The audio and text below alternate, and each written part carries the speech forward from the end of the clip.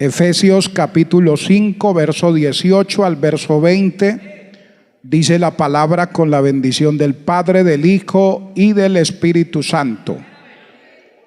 No os embriaguéis con vino, en lo cual hay disolución.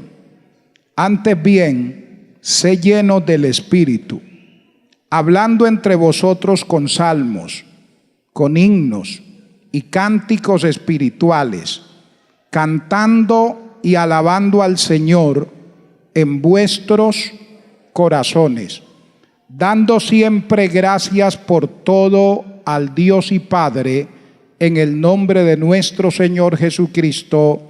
Amén.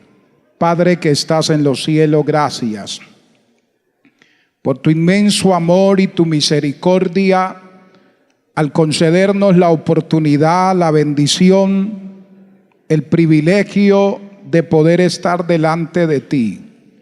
Gracias, Señor, por que es una bendición estar en tu casa, estar en tu presencia. Gracias por esta hermosa congregación, por la familia, por los hogares, por cada caballero, por cada dama, por cada joven, por cada niño, por los que están aquí, por los que no han podido venir, por los que siguen la transmisión de este culto, Señor, de enseñanza. Bendice sus vidas de manera especial, Señor, en el nombre de Jesús, que tu palabra corra y sea glorificada en nuestra vida. Muchas gracias. Amén. Gloria al Señor. Siéntese, hermano, por favor. Aleluya. Quiero compartir un momento la palabra del Señor y quiero hacerlo bajo el título Efectos que causa el Espíritu Santo en el creyente. Efectos que causa el Espíritu Santo en el creyente. Bendito sea el nombre del Señor. Esta palabra efecto tiene algunos sinónimos. Y sinónimos de la palabra efecto: consecuencia, resultado, secuencia, producto o fruto. Esos son sinónimos de esta palabra efecto: consecuencias, resultados, producto o fruto. Un efecto es aquello que sigue por virtud de una causa. Cuando hablamos de efecto, hablamos de aquellas cosas que vienen como fruto, como resultado de una causa, de un origen. Cuando hablamos, por ejemplo, en el término de salud, decimos la fiebre es un efecto de la gripe, o decimos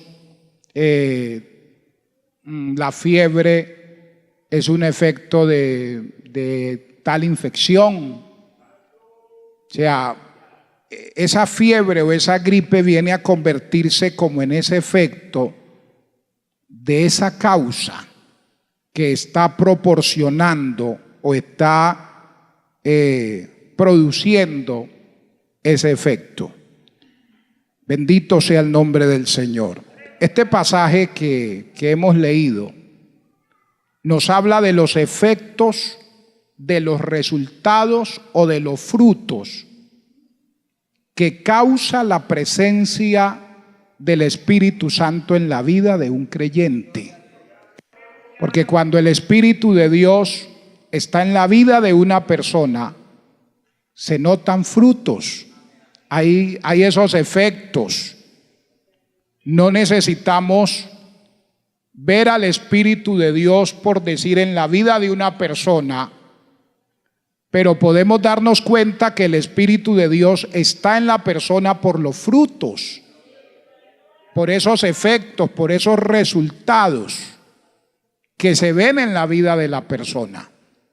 Por ejemplo, cuando Nicodemo viene y se le presenta al Señor y comienzan a abordar el tema del nuevo nacimiento, y Jesús le dice a Nicodemo: que le era necesario nacer de nuevo.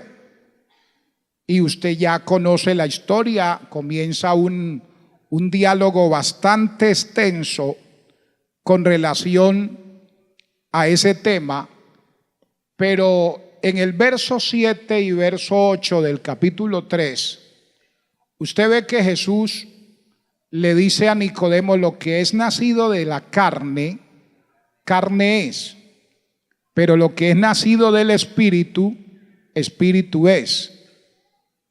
Luego Jesús le dice, hablándole acerca del viento, le dice: el viento sopla de donde quiere, mas no sabes de dónde viene ni a dónde va.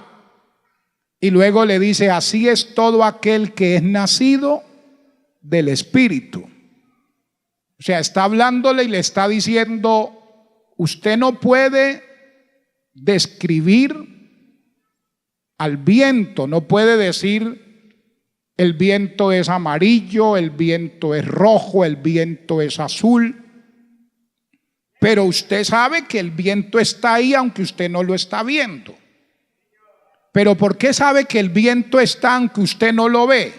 Por los efectos, por el sonido, por lo que hace. Usted dice: no veo al viento, pero lo siento. No veo al viento, pero ahí están los efectos del viento. Las hojas de los árboles se mueven, siento su brisa. Entonces, es lo que Jesús le está diciendo a Nicodemo. Humanamente no hay una forma humana de explicar ese nuevo nacimiento. Lo que hace el Espíritu de Dios en la vida de la persona en la cual está, pero aunque no vemos ese obrar, se nota por los frutos, se nota por lo que se ve, se nota por los efectos, por los resultados en la vida de esa persona. Bendito sea el Señor. Entonces no vemos el viento, no podemos decir es de este color o esto o aquello, pero decimos: aquí está el viento porque lo siento, aquí está el viento porque veo sus efectos. Entonces, reitero, este pasaje que hemos leído nos muestra los efectos que causa la presencia del Espíritu de Dios en la vida del creyente. Y uno de los efectos que causa el Espíritu de Dios en la vida del creyente es una vida transformada. Una vida transformada. Cuando una persona de verdad abre su corazón a Jesús, el Espíritu de Dios llega a la vida de esa persona. Y es Él el que comienza a obrar el nuevo nacimiento, el cambio, en la transformación en la vida de ese creyente.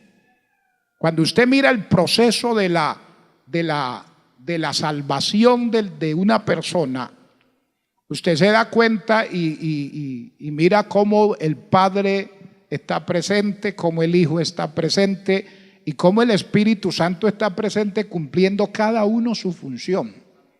Jesús dijo: nadie viene a mí si mi Padre no le trae. Entonces el Padre trae. Luego estudiamos un poco esa parte. El Padre trae, pero el Padre no es el que compra. El que compra a ese pecador no es el Padre ni es el Espíritu Santo. La Biblia dice que hemos sido comprados con la sangre preciosa de Jesucristo.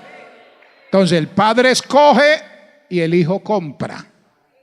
Pero ¿sabe quién es el que viene a administrar esa persona que ha sido comprada?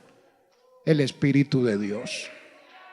Porque es Él el que obra el nuevo nacimiento, es Él el que obra la transformación en la vida de esa persona que ha sido escogida por el Padre, que ha sido comprada con la sangre de Cristo, y es el Espíritu de Dios, como en otros términos, el que llega a adornar, a embellecer, a cambiar, a transformar la vida de esa persona. Por eso Jesús le dijo a sus discípulos: a ustedes les conviene que yo me vaya.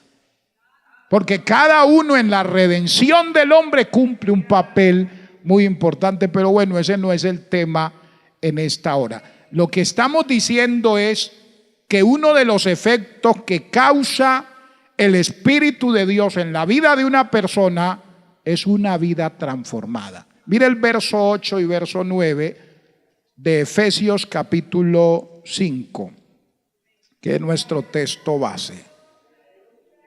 Verso 8 y verso 9. Porque en otro tiempo erais tinieblas, mas ahora soy luz en el Señor. Andad como hijos de luz, porque el fruto del Espíritu en toda bondad, porque el fruto del Espíritu es en toda bondad, justicia y verdad. Bendito sea el nombre del Señor.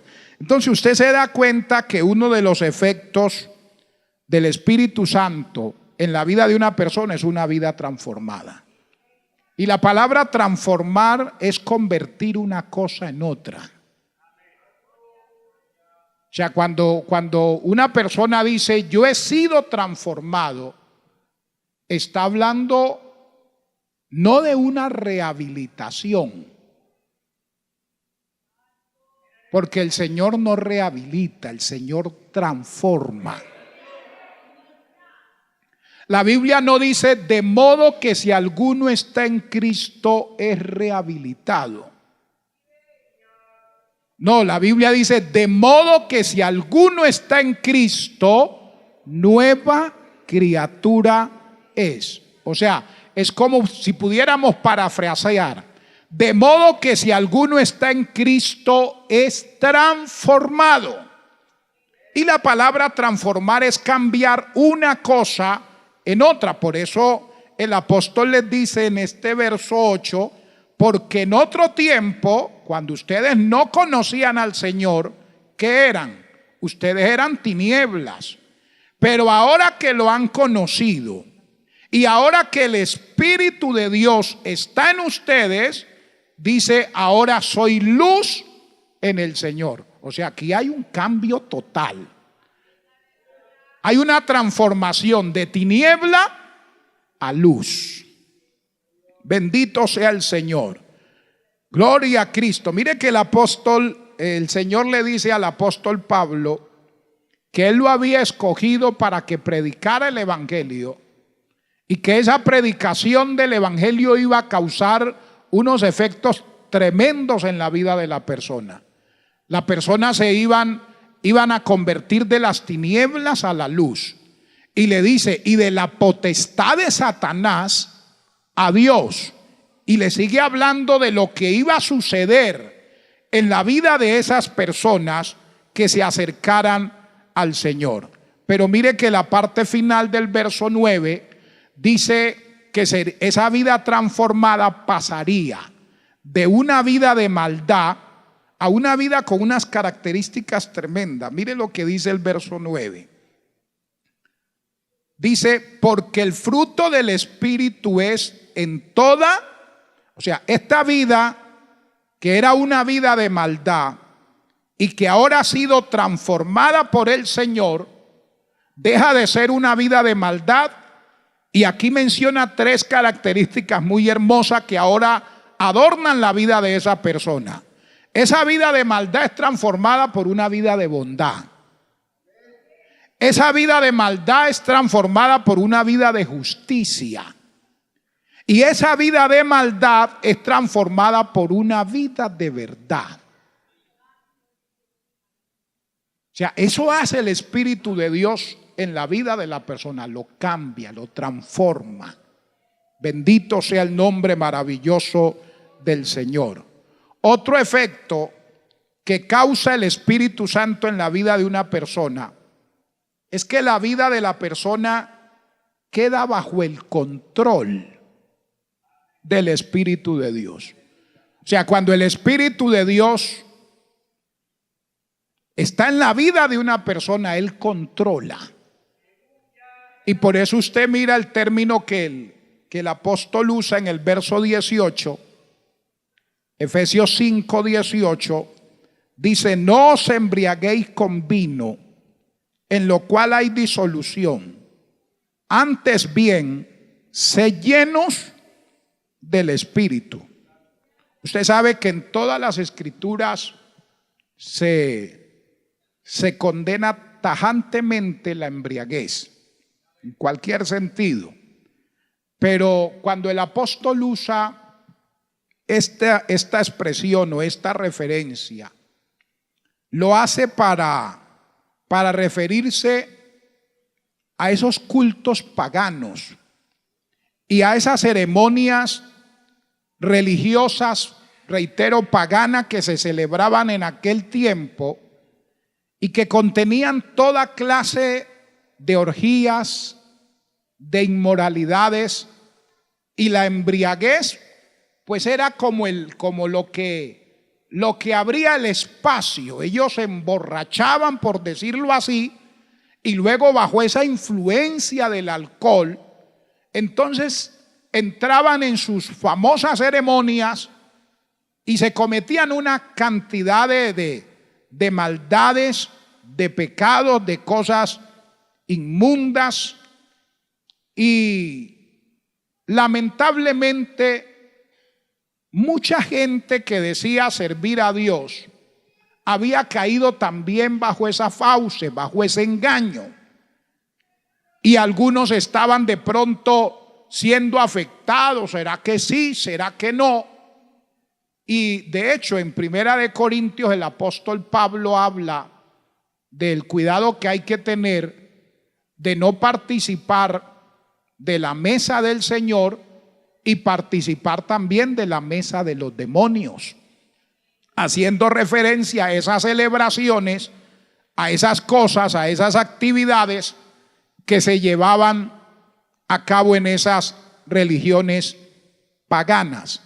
Entonces Pablo les está diciendo a ellos, cuando les dice que no se embriagaran con vino donde hay disolución, les está diciendo: ustedes quieren de verdad experimentar una comunión con Dios. La comunión con Dios no se produce por la embriaguez, haciéndole referencia a esa vida que llevaban en esas religiones paganas. Él les estaba diciendo, alabado sea el Señor, que la verdadera comunión con Dios se mantenía por la presencia del Espíritu Santo en la vida de la persona. Él les decía: ustedes quieren tener verdadera comunión con Dios, sencillo, llénense del Espíritu de Dios. Permitan que el Espíritu de Dios sea una realidad en sus vidas. O sea, aquí hay un mandato. Mire que les dice: no os embriaguéis con vino donde hay disolución. Les dice: antes bien, sed llenos. No es una sugerencia. Cuando usted mira esta parte detenidamente, él no les está sugiriendo, no les está diciendo: ustedes verán, hermanos, si se llenan del Espíritu de Dios, ustedes verán si hacen el esfuerzo y buscan al Señor, ustedes verán, hagan el intento, anímense un poquito. No, aquí hay un mandato tajante. Aquí les está diciendo: ustedes quieren experimentar la presencia de Dios, quieren experimentar una verdadera comunión con Dios, quieren disfrutar de la verdadera gloria de Dios. Les dice: sean llenos del Espíritu de Dios. Preocúpense por llenar su vida de la presencia del Espíritu Santo. Alabado sea el nombre del Señor. Y de verdad que uno debe preocuparse por llenarse del Espíritu de Dios, por sentir la presencia del Espíritu Santo en su vida.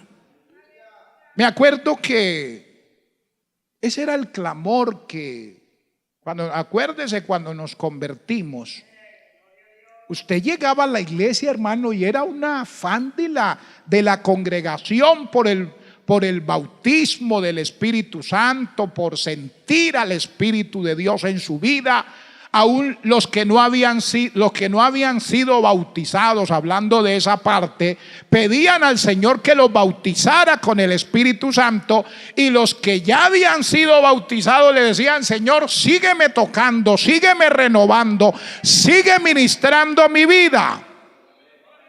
Porque mire que esta palabra, ser llenos, ese mandato, cuando usted lo busca en griego, habla de llenuras repetidas. O sea, no de un asunto de que me llené y ya. O sea, habla de algo consecutivo, de algo que tiene que ser continuamente. Y la persona que ha recibido el bautismo del Espíritu de Dios, hombre, debe pedir continuamente que el Señor siga renovando su vida con ese poder. Usted ve, los discípulos habían recibido el bautismo, pero en medio de la persecución y de las amenazas de los judíos y todas las cosas que estaban sucediendo, usted ve que ellos se reúnen a orar y le dicen al Señor que por favor tuviera misericordia. No le pidieron: líbranos, Señor, de esa gente que nos quiere hacer daño. Lo que le pidieron fue que les diera denuedo, que les diera poder para seguir predicando. O sea, le dijeron: no, si nos van a golpear, que nos golpeen; si nos van a perseguir, que nos persigan; si nos van a hacer esto, que nos hagan. Pero, Señor, que no nos falte su poder, que mientras nosotros prediquemos haya respaldo divino, esté la unción, que usted sane enfermo, que usted libere cautivos. O sea, ellos decían: no nos importa la persecución, lo que nos importa es su respaldo en medio de la predicación del Evangelio. Y dice que cuando ellos oran, dice que el lugar en el que estaban congregados tembló. Y dice: y todos fueron llenos del Espíritu Santo. O sea, reciben esa renovación. Eso es como cuando uno llena el tanque del vehículo, lo llena de combustible, y usted le dice al de la bomba de gasolina: colóquelo full, por favor, de corriente, de extra, de la que usted le echa a su vehículo. Y después que ya está full, que no le cabe un poquito, usted se baja y lo mueve y le dice: échele otro poquito. Y luego usted dice: bueno, con esta llenura hasta que Cristo venga.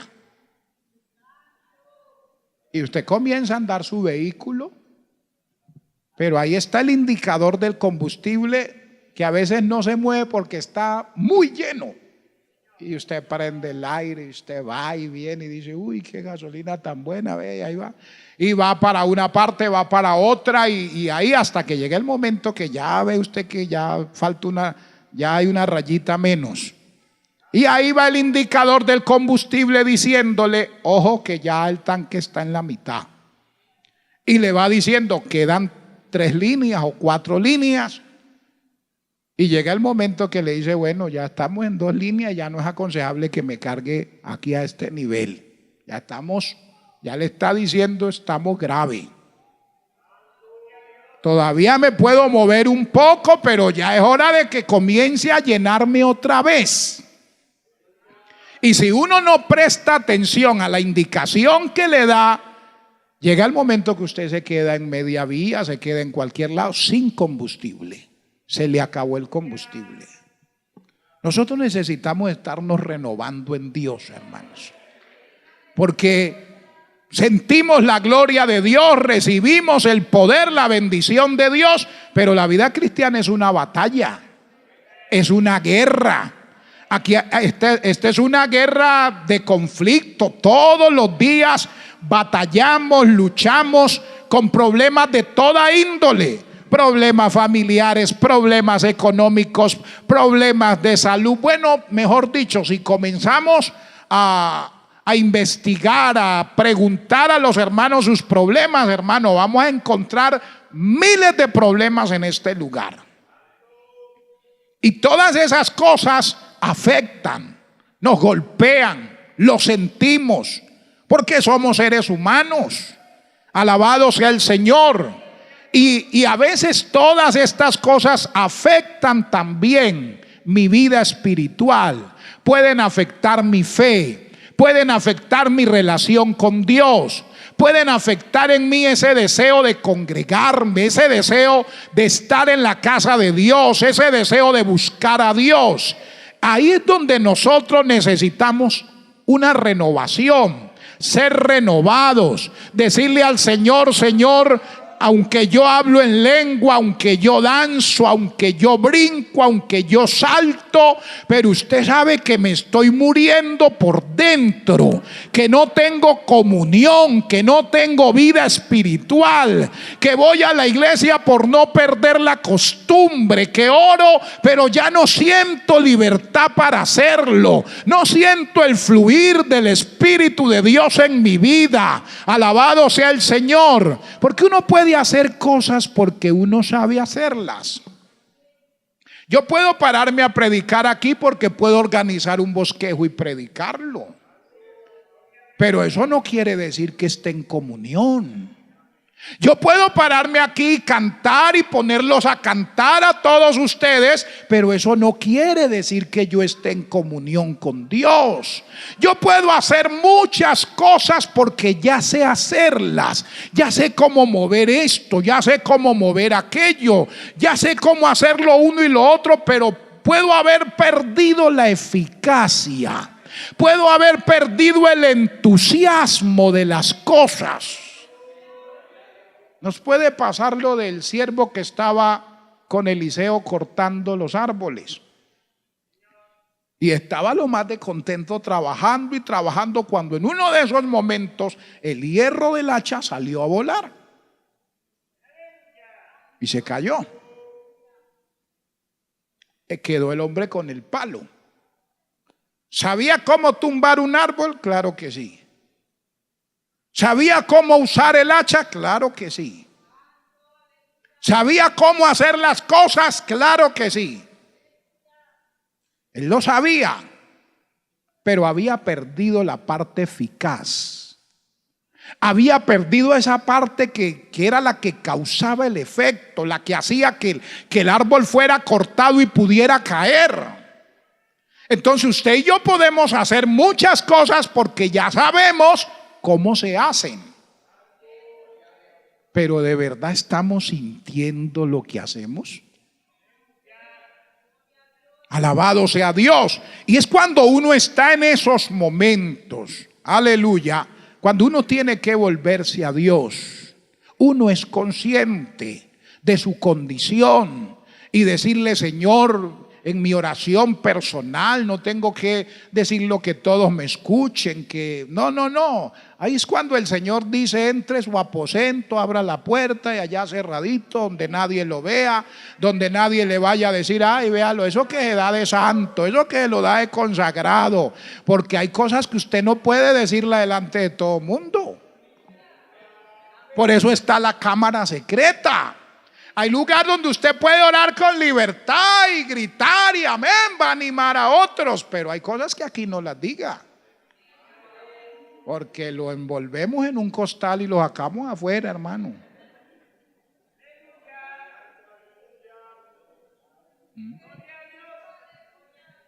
Hay cosas que son para la cámara secreta, allá donde nadie lo ve a uno, donde no está la esposa, donde no está el esposo. Imagínese un esposo orando al lado de la esposa: Padre, tú sabes que la compañera de trabajo me está atacando y yo con ganas de atacar también, Padre.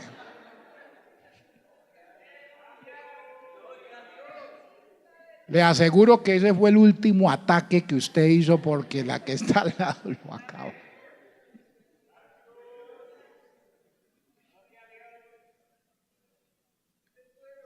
O una hermana orando ahí: Señor, mira ese compañero de trabajo tan lindo que está, Padre. Uy, Dios mío. No. Eso es el fin del mundo, hermanos. Pero uno en su cámara secreta puede decirle a aquel que lo conoce a uno con libertad todas las cosas, porque no le podemos ocultar nada. Y decirle, Señor, como dice ese himno, donde nadie me ve, aquí donde estoy solo, Señor, por favor, tome el bisturí, hágame una cirugía corazón abierto, abra mi corazón. Usted me conoce, no le puedo ocultar. Usted sabe cómo estoy, usted sabe cómo vivo, usted sabe cómo... Y hablar con Él, hermanos. Y abrirle nuestro corazón. Señor, guárdeme de la tentación, guárdeme de la caída, Señor, guárdeme del fracaso. Usted sabe que soy débil, Padre, y si escucha algún ruido, pare. Porque alabado sea Dios. Pero de verdad es ahí con Él donde uno puede abrir su corazón con toda libertad y decirle al Señor, Señor, yo para muchos soy una gran cosa, pero usted sabe quién soy, Padre Celestial, tenga misericordia, que yo lo que quiero es ir al cielo, por favor, salve mi alma. ¿Cuánto alabamos el nombre maravilloso del Señor? Mira, Él dice, no os embriaguéis con vino, o sea, a ellos los controla el vino, al que está ebrio lo controla el vino, lo domina el vino, lo gobierna el alcohol, pero al que está lleno del Espíritu de Dios, es el Espíritu de Dios el que lo controla, es el Espíritu de Dios el que lo gobierna, es el Espíritu de Dios el que lo mueve, el que lo lleva de un lugar para otro. Mire, por eso el apóstol en Gálatas capítulo 5, él usa una expresión muy hermosa, hablando de ese control. Gálatas capítulo 5, aleluya, verso 16, mire lo que dice, digo pues, oiga esta expresión, andad. Camine, muévase en el Espíritu y no satisfagáis los deseos de la carne. Y bueno, y comienza a mencionar ahí una cantidad de cosas. El que está controlado por la carne, ahí tiene todos los efectos que se ven. Pero habla también de los efectos que controlan, que gobiernan la vida de la persona que está controlada por el Espíritu de Dios. Leámoslos así de carrerita porque ya el tiempo se nos fue. Mire lo que dice, verso 18, porque si sois, podamos parafrasear, si sois controlados por el Espíritu, no estáis bajo la ley. Y manifiestas son las obras o los frutos de aquel que está controlado no por el Espíritu de Dios, sino por su carne. Y comienza a mencionar adulterio, fornicación, inmundicia, laxivia, idolatría, hechicería, enemistades, pleitos, celos, iras, contiendas, disensiones, herejías, envidias, homicidios, borracheras, orgías y cosas semejantes a esta, acerca de las cuales os amonesto, como ya os lo he dicho antes, que los que practican tales cosas no heredarán el reino de Dios. Pero miren los frutos, los efectos de la persona que es controlada por el Espíritu de Dios. ¿Cuáles son esos frutos, esos efectos? Amor, gozo, paz, paciencia, benignidad, bondad, fe, mansedumbre, templanza, y dice, contra tales cosas no hay ley. Bendito sea Dios. Entonces, yo puedo mirar y decir, y a la luz de estos ejemplos y de estos efectos, decir, bueno, ¿quién controla mi vida? Porque hay gente que habla en lengua, pero odian a otros. Hay gente que danzan y brincan, pero celan a otros, envidian a otros. No pueden ver que otro crezca. No pueden ver que otro está surgiendo. No pueden ver que otro se está levantando, porque eso es una cosa, un fastidio. Uy, pero es que no, Dios mío. Aquí el que se tiene que levantar soy yo. Aquí el que tiene que crecer soy yo. Aquí yo y yo y todo yo y primero yo y segundo yo y todo soy yo. Entonces yo puedo preguntarme, bueno, ¿quién controla mi vida? ¿Quién controla mi vida? Bendito sea Dios. Mire, pero bueno, avancemos, el tiempo se nos fue. Otro efecto de una vida, otro efecto del Espíritu Santo en la vida de una persona es una vida de alabanza y de adoración. Mira el verso 19 de Efesios capítulo 5 para ir terminando. Hablando entre vosotros con salmos, con himnos y cánticos espirituales, cantando y alabando al Señor en vuestros corazones. Otro efecto que causa el Espíritu de Dios en la vida de una persona es una vida de alabanza y de adoración.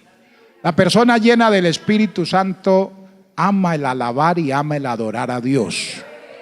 La persona que tiene al Espíritu de Dios en su vida siente esa libertad para alabar y adorar a Dios, porque, hermano, alabar y adorar a Dios es el privilegio más elevado que puede tener el ser humano. Alabar y adorar a Dios es el privilegio más grande que podemos tener. Sí, hermano. Mire usted, la Biblia no dice que Dios está buscando predicadores. No dice Dios está buscando evangelistas. No dice Dios está buscando presbítero, no está buscando oficial. Dice Dios busca adoradores. Hombres y mujeres que le adoren en espíritu y en verdad. O sea, la vida del creyente debe ser una vida de adoración. Mi vida debe ser una vida de adoración. Bendito sea el nombre del Señor. Entonces, mire, la iglesia primitiva era una iglesia que estaba lista para cantar en todo tiempo. Santiago 5:13 dice: ¿está alguno alegre? A cantar se dijo. Estaba lista para orar. ¿Está alguno enfermo? Entonces vamos a orar. Era una iglesia que le gustaba la alabanza. Era una iglesia que le gustaba adorar, que le gustaba exaltar a Dios. Pero dice que esa adoración y esa alabanza eran espirituales. Porque el texto lo dice. Aleluya. Dice, hablando entre vosotros con salmos, con himnos y cánticos espirituales, cantando y alabando al Señor en vuestros corazones. Mire esta expresión, yo buscaba esta expresión, cánticos espirituales, y significa, esos cánticos espirituales eran expresiones personales que exaltaban primero las verdades de la gracia y la salvación en Cristo. Segundo, y exaltaban su obra redentora en la cruz. O sea, el centro de estos eran espirituales porque le decían a la gente: Cristo murió por usted. Eran cánticos espirituales porque llevaban a la gente a un encuentro con Dios. Llevaban a la gente a acercarse a Dios. Llevaban a la gente a llorar, a quebrantarse lo que ha pasado cuando hemos estado en medio de esos ambientes de alabanza y de adoración, donde el Espíritu de Dios se está moviendo y usted llora, ve a otro que llora, otro se quebranta. Hay un mover de Dios aleluya, que está invadiendo la vida de la persona que está adorando. Hay unos que no aguantan estar de pie, se arrodillan, otros hasta se tiran en el piso y adoran a Dios, porque Dios los está visitando a través de un cántico, a través de una alabanza, a través de una adoración a Dios. Por eso nuestros cánticos tienen que ser espirituales. Nuestra adoración a Dios debe ser una adoración espiritual. Pero mire que dice también alabando a Dios en vuestros corazones. O sea, ellos alababan a Dios no solo de manera pública. Sus expresiones de alabanza y de adoración no solo era en público, era cuando dice y en vuestros corazones. Era también privada. Porque uno no solo busca un lugar privado para contarle a Dios sus debilidades. Uno busca también un lugar privado para adorarlo, para exaltarlo, para derramar su corazón como agua en la presencia del Señor. Bueno, esos momentos son tan hermosos, tan maravillosos. Cuando usted puede abrir su corazón, usted puede derramar su corazón como agua en la presencia del Señor, que no lo están motivando a cantar, no lo están motivando a adorar, no lo están motivando a hacer esto, a hacer aquello. No, eso sale de lo profundo de su corazón. Hay una vida que está rendida, así sea en el rincón de la casa, allá llorando, allá quebrantado, allá diciéndole al Señor cuánto te amo, cuánto te anhelo, cuánto deseo tu presencia en mi vida. A su nombre sea la gloria. Y por último, otro efecto que causa el Espíritu Santo en la vida de los creyentes es una vida de gratitud. Usted mira el verso 20. Verso 20. Dando siempre. No de vez en cuando. No cuando tiene trabajo. No cuando tiene comodidades. No cuando todo le está saliendo bien. No, dice dando siempre. Gracias. Dice por todo. Al Dios y Padre, en el nombre de nuestro Señor Jesucristo. Esta gratitud se enfoca en lo que Dios hace por nosotros. Y es la persona, esa gratitud está fundamentada en lo que el Señor ha hecho por mí. Él entregó su vida por mí. Él dejó todo por mí. No mire a los demás hermanos en ese caso. Mire, si usted diga, es que escuchaba a un predicador y decía, el amor de Dios es tan grande que si usted hubiera sido el único mortal en necesitar el sacrificio de Cristo, Él lo hubiera dejado de igual manera todo para venir a morir por usted en la cruz. Bendito sea el nombre maravilloso del Señor. Entonces eso nos debe llevar, el saber lo que el Señor ha hecho por nosotros, nos debe llevar a vivir una vida agradecida, hermanos. Y dice que el creyente debe ser un creyente agradecido por todo y en todo tiempo. Dice siempre hay que darle gracias al Señor. Siempre gracias por todo y en todo tiempo. Qué bueno que en todo tiempo podamos ser agradecidos. Qué bueno que en todo tiempo podamos exaltar y glorificar el nombre del Señor.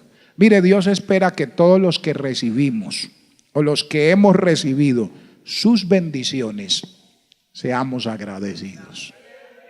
¿Y cuántos hemos recibido las bendiciones de Dios?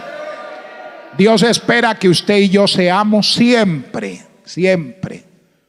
agradecidos. Vamos a estar de pie, hermanos.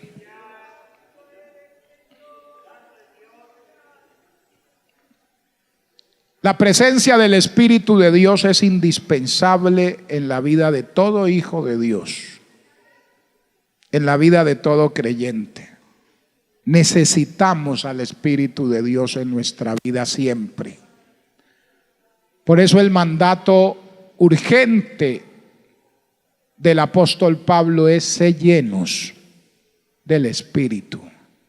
Si algo nos debe preocupar en este tiempo, es decirle al Señor: renuévame, lléname.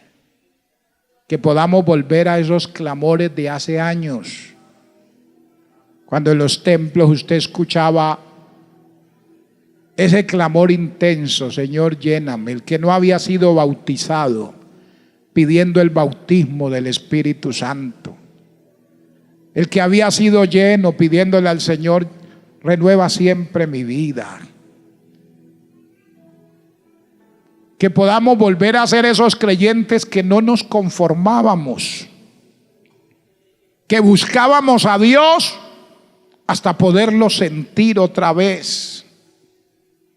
Aquel que había recibido el bautismo del Espíritu Santo y sentía que su vida estaba cambiando, se estaba deteriorando, clamaba, ayunaba, buscaba a Dios, fuera en la iglesia, fuera solo, pero lo hacía hasta que sentía otra vez ese fluir, sentía otra vez ese poder. Y usted es ese creyente.